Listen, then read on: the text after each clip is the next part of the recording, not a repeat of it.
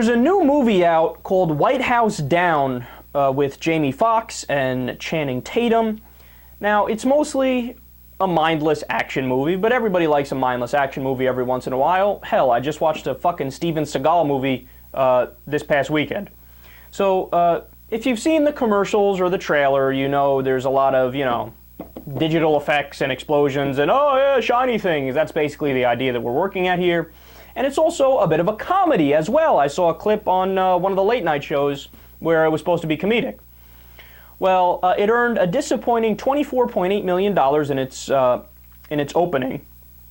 And conservatives are ecstatic about this. Why? Because according to them, it's liberal propaganda.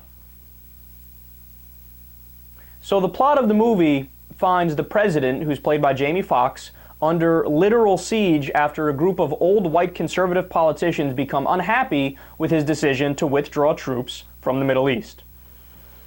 Conservatives lost it.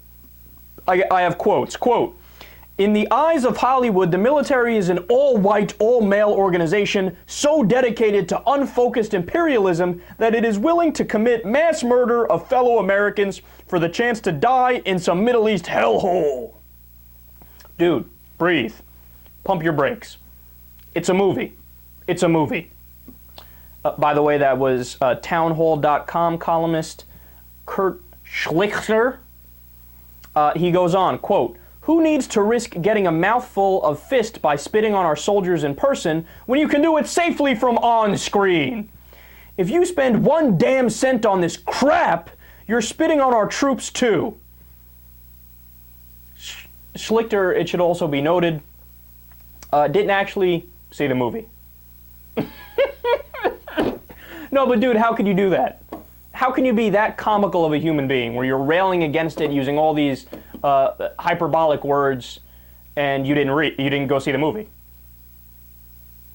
In order to critique it, shouldn't that be the basic thing you do? Conservatives, oh, they're crazy. So, to be fair, the guy who directed White House Down is the same guy that directed The Day After Tomorrow, which focused on global warming happening over a much shorter time span. And so it's okay to say that the movie does lean to the left. No problem with that. But my reaction is, who cares? Who cares? Who cares? So I did some research, and I typed into Google, movies with hidden conservative messages. Boom, 5 articles popped up right away. Immediately, the same title, 5 in a row, quote, "Top 10 movies with hidden conservative messages," all singing the praises of those movies. Another one, quote, "Movies for the kids with conservative messages." What happened, guys? Conservatives always tell us, just leave the politics out from the kids. Liberals are indoctrinating because they want to teach sex education when kids hit puberty. Which isn't really indoctrination, is it? No, but it's projection. See, they say what they do. They're in favor of having propaganda things. They're in favor of showing young kids politically driven movies. If a liberal wrote an article, top 10 liberal movies for kids to indoctrinate them, conservatives would go absolutely bonkers. They go bonkers after this, and this isn't the goal to indoctrinate people. It's to have a mindless action film. So, look, bottom line, you guys have some conservative movies. We have some liberal movies.